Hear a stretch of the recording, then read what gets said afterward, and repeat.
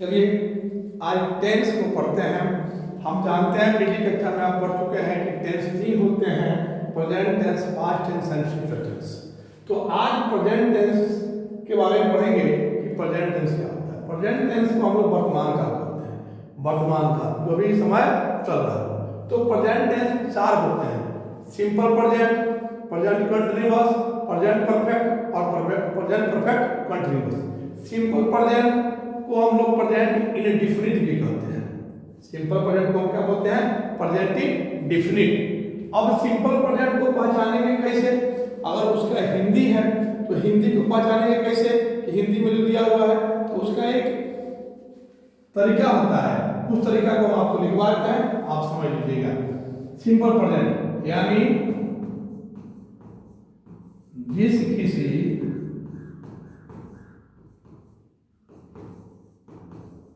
हिंदी वाक्य के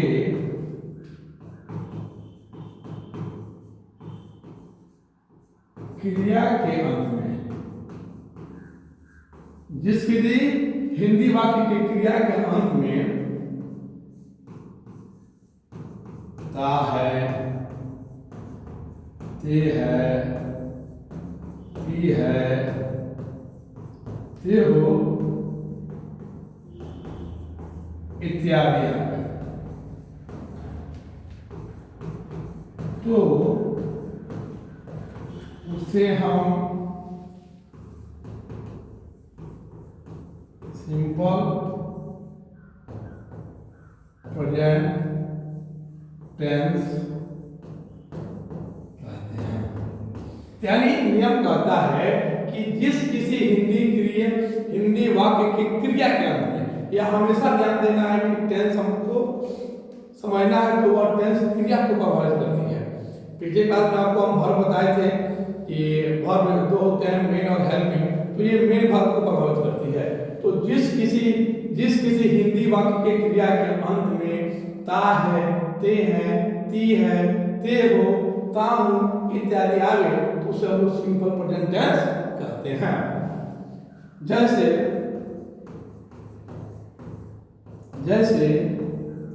वह पढ़ता है,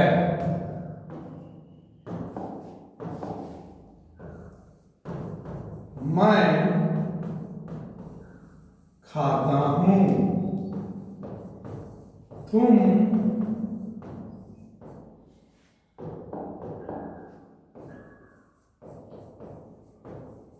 विद्यालय जाते हो, वर्षा होती है, बच्चे मेरे साथ इस गांव में रहते हैं। तो ये ऐसे वाक्य को हम लोग सिंपल प्रेजेंट करते हैं। यानी जिस किसी हिंदी वाक्य के क्रिया के अंत में ता है, ते है, ती है, ते हो, ता इत्यादि आते हैं तो उसे हम लोग सिंपल प्रेजेंट टेंस करते हैं। तो आप पहले उसको पहचानना सीखें कि सिंपल प्रेजेंट है क्या। तो वाक्य के अंत में आप देख रहे हैं वो भी कब, जब वर्ब है। तो पढ़ना हमारा वर्ब है, तो पढ़े वर्ब चेंज हुआ, पढ़ता हो गया। खाना हमारा वर्ब है तो यहाँ पे खाता हो गया। जाना वर्ब है तो यहाँ जाते हो गया। वर्षा होना वर्ब है तो होती हो गया। इसका रहना वर्ब है तो रहते हो गया। यानी जिस किसी हिंदी वाक्य के क्रिया के अंत में, क्रिया के लास्ट में है ता है, ते है, ती है इत्यादि आवे तो उसे हम लोग सिंपल प्रेजेंट टेंस कहते हैं। तो दिक्कत, चलिए अब आगे बढ़ते हैं। अब इसे बनाएंगे कैसे, इसको इंग्लिश में बनाएंगे कैसे? आपने नियम लिख लिया, हम इसे इंग्लिश में बनाएंगे कैसे? सिंपल प्रेजेंट को इंग्लिश में बनाएंगे कैसे? इसे इंग्लिश में बनाने का नियम क्या होता है, इसका स्ट्रक्चर क्या होता है? सबसे पहले सब्जेक्ट, सबसे पहले क्या लिखते हैं हम लोग? सब्जेक्ट। सब्जेक्ट को चुन लेते हैं, सब्जेक्ट के बाद वर्ब लिखते हैं, वर्ब, और उसके बाद हम लोग ऑब्जेक्ट, जो कोई ऑब्जेक्ट रहे उसको हम लोग लिख देते हैं। बाकी उसमें जो आते हैं, जो साथ में आते हैं, उसको प्रिपरेशन के प्रयोग हम लोग करते हैं। लेकिन ये दिमाग में रखना है कि सबसे पहले सब्जेक्ट, तब वर्ब और ऑब्जेक्ट। अब यहाँ बात आती है कि वर्ब में यदि यहाँ एक आती है बात, यदि सब्जेक्ट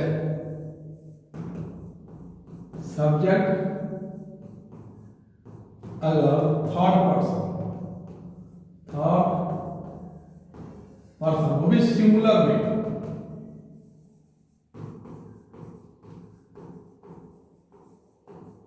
सिंगुलर नंबर में हो, तो वर्ब में एस या ईएस जोड़ते हैं। अब यहाँ एक बात आती है सिंगुलर प्रेजेंट में कि अगर सब्जेक्ट हमारा थर्ड पर्सन, ये सब्जेक्ट हमारा किस पर्सन में हो, थर्ड पर्सन में हो, अगर सब्जेक्ट हमारा थर्ड पर्सन में हो, तो वो भी क्या हो, सिंगुलर हो, सिंगुलर समझते हैं कि एक वचन अकेला हो, वो थर्ड पर्सन में हो, तो हम उस वर्ब में क्या जोड़ेंगे, एस या ई जोड़ेंगे। तो पहले समझ लें थर्ड पर्सन में क्या आता है, ही, सी, इट और एनी नेम, किसी भी वस्तु का नेम हो, जानवर का नेम हो, किसी इंसान का नेम हो, ये सब हमारे आते हैं किसमें, थर्ड पर्सन में, थर्ड पर्सन में आते हैं ये, सी, इट, एनी नेम।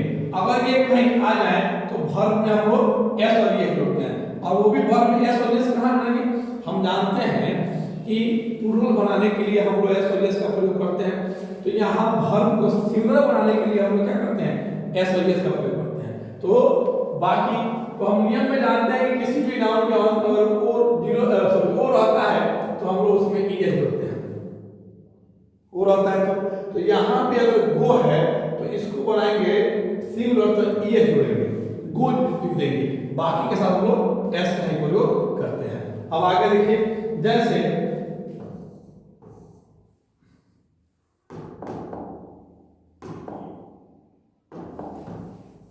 अब थर्ड पर्सन में हमारे आ गए, जैसे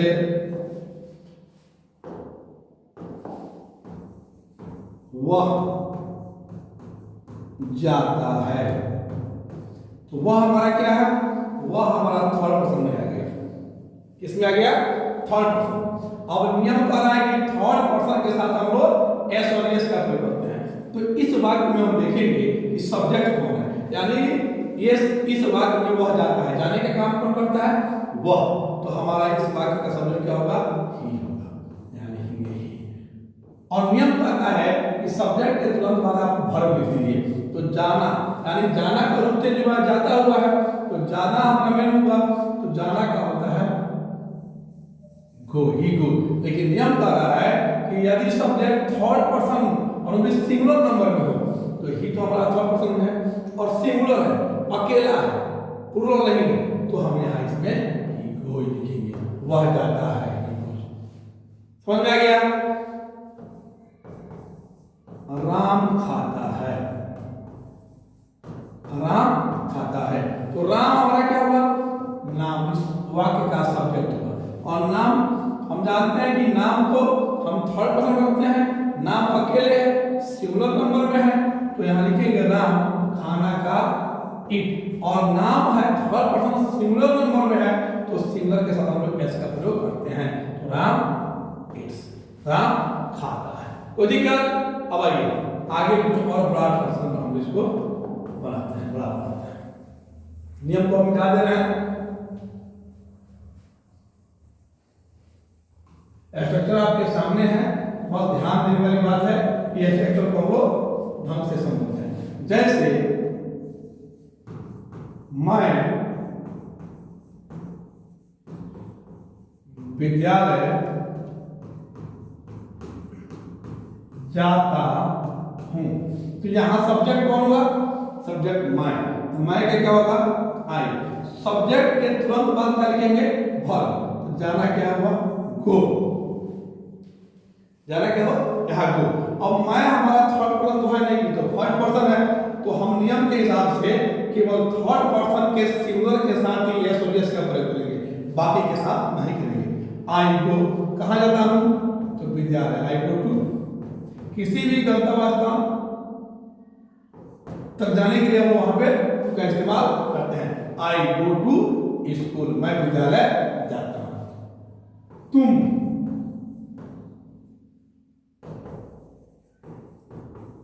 किताब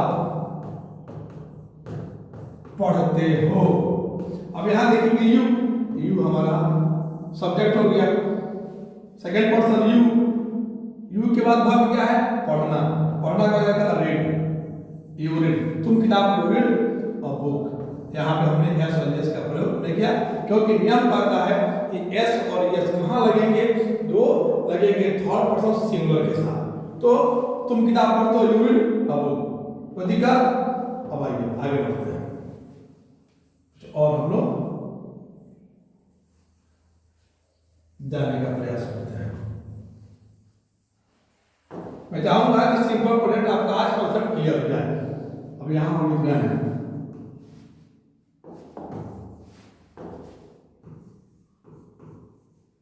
राम और मोहन